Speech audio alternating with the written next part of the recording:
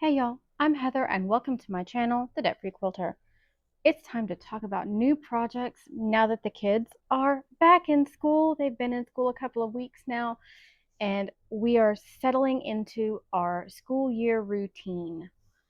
Thank goodness. Now, I have a new pattern coming out right now. Right now. So, this pattern is going to involve strips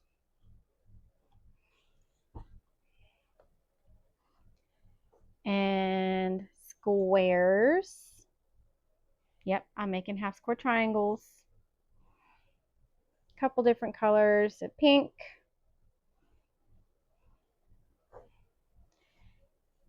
and a bunch of different strips. And this is going to be fun. Ready? Set. Let's do it. I figured I would start by showing you my setup. So I'm marking my squares because I cannot sew a straight line for a half square triangle to save my life. So this just makes it easier for me.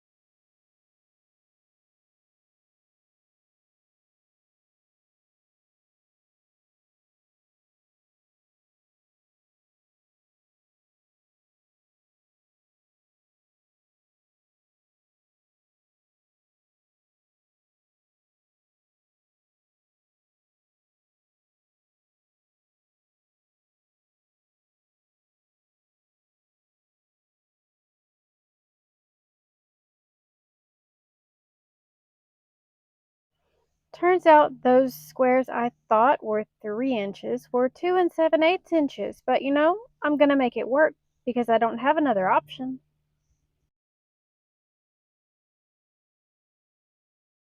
These squares also came out of that blessing box that I got a few months ago.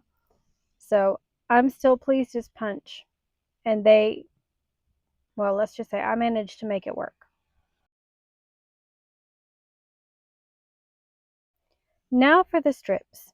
I have had these in my stash in various forms for quite a while now. And it's time they get used. Will I use all of them? No, I will not, but I will use some of them. And I do have several more that did come out of that blessing box once again, and I'm completely happy with that. Some of them are even old backings and stuff that got cut up for borders and other smaller projects that are still good to use. So may as well use them.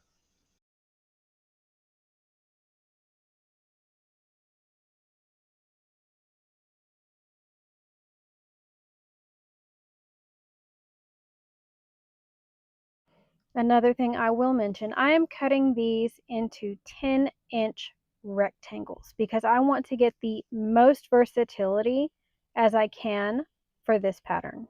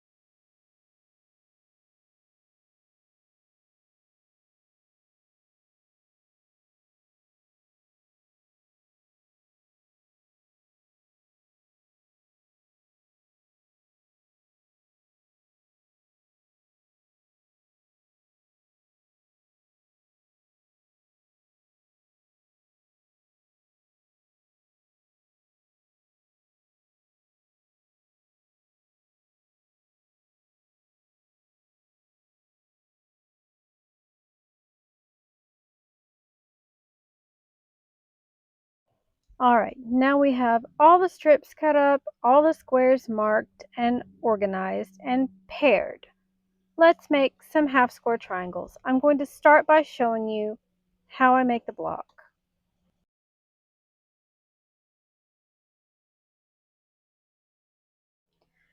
To make one block, it is required that there are 8 half square triangles and 2 4.5-inch background squares. Now here's the fun part. You can make this literally as scrappy as you want.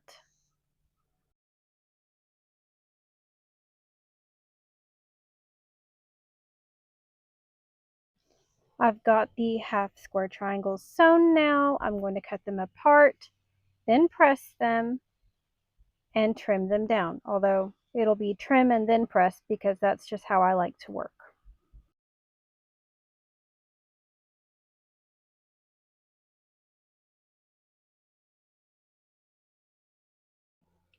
If you like this style of trimming, I learned it from Eric Oda over at Treasure Heart Creations and Tiffany of Tiffany's Quilting Life.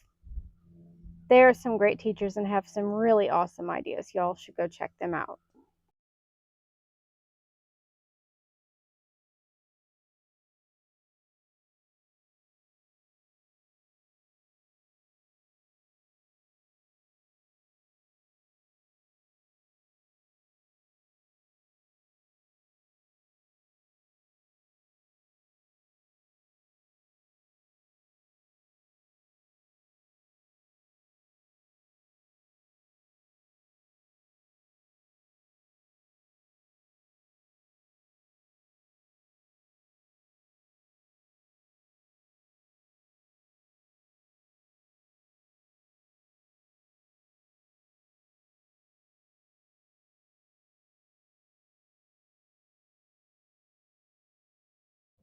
And now it's his time to press. I am pressing to the dark side as it goes because did choose a white background.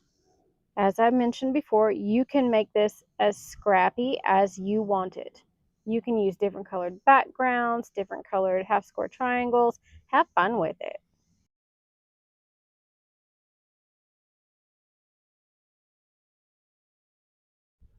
And now I'm going to arrange these half square triangles into a pinwheel or two.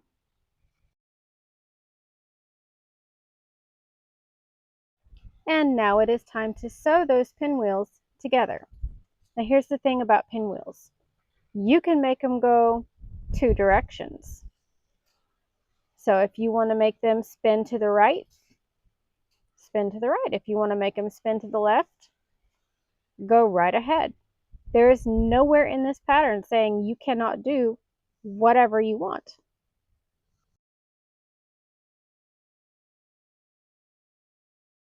But I will say, make sure that center seam nests very well. That's very important.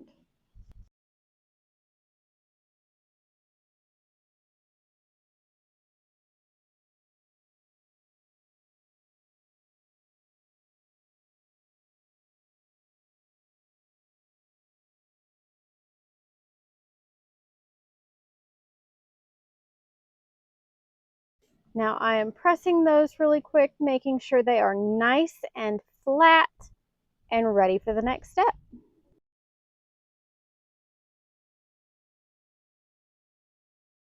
Obviously, that next step is to add them to their corresponding background square.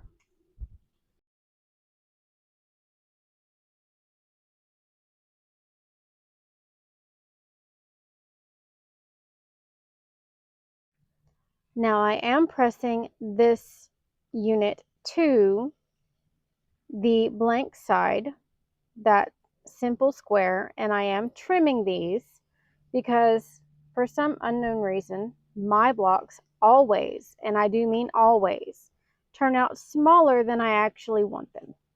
I have yet to figure out why.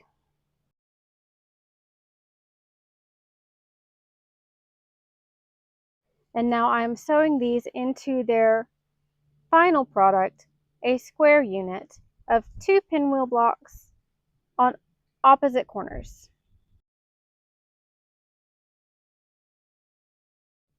And now that you've seen how to make that first block, the second block is so much simpler. Just 4 strips sewn together into an 8.5-inch wide. It will be a square once you trim it down.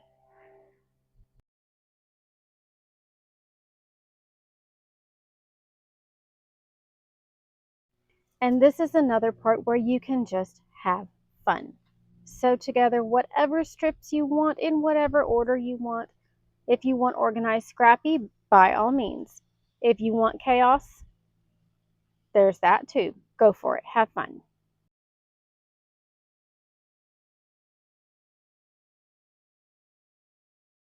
All right, I did not show it, but as I mentioned before, my blocks inevitably turn out smaller than I actually want them to be. So, knowing this, I chose to trim my blocks to 8 inches. Meant to be 8.5. Did they turn out that way? No. So, I'll run with it. Trim it. I trimmed my blocks to 8 inches. You may trim yours to 8.5 if necessary. Now that we have seen how to make the blocks themselves, let's speed through the rest of this and get all of the rest of them made. There aren't that many.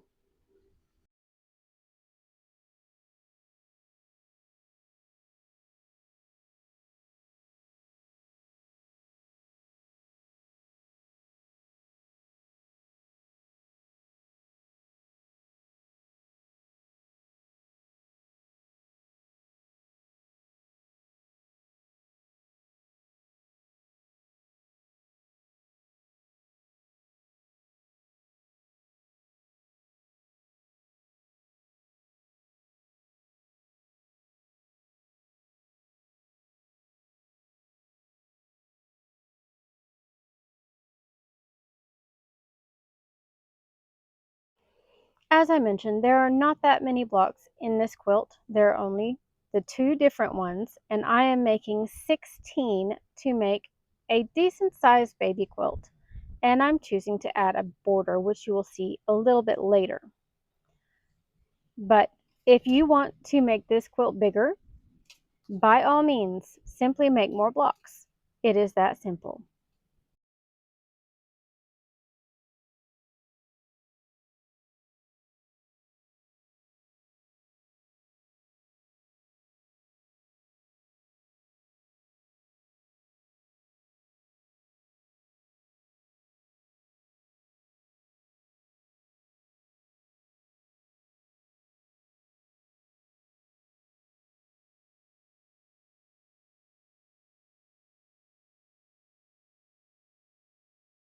Now I did go through and press everything off camera, and I am laying them out in opposite colorways. Some have the spots in one corner, some will have them in the other. That's what makes this so fun.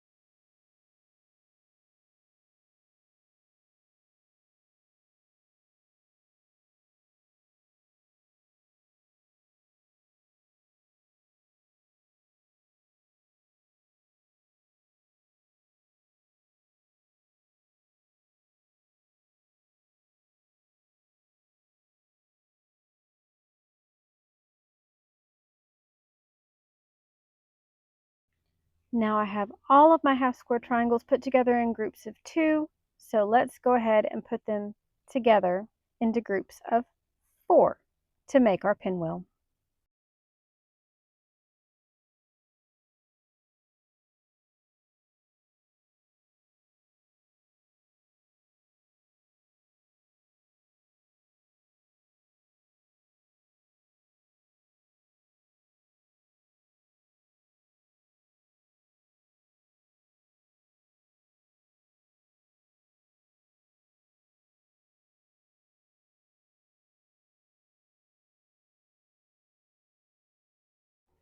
And now it's time to add them to their white background squares and do a little trimming.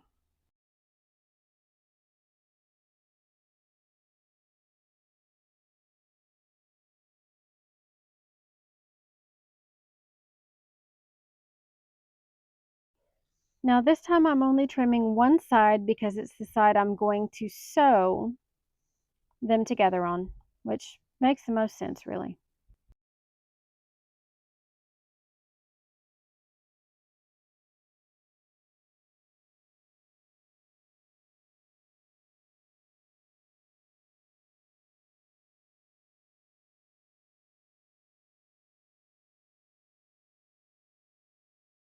And now it's time to trim everything for myself down to 8 inches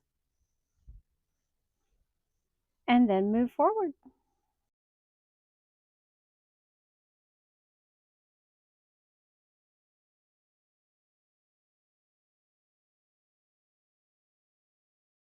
Speaking of moving forward, let's sew these rectangles together.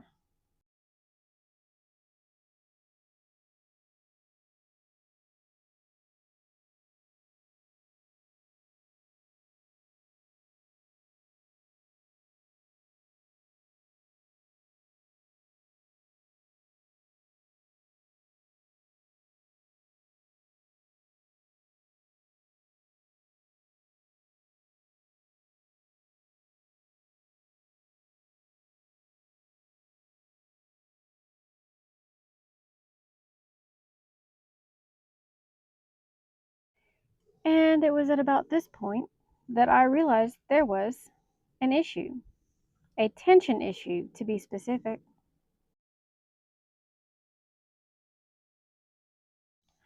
All right, it took me about 40 minutes and a sacrificed block in order to come back to this because I had to figure out what was causing the tension issue and fix it before I could resume my sewing. Has anybody else had this issue?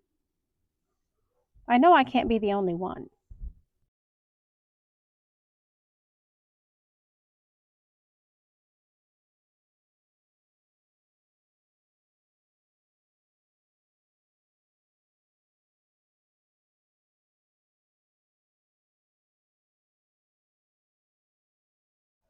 And now everything is pressed. Time to trim. Once again, trimming mine to 8 inches because that's just how my life works.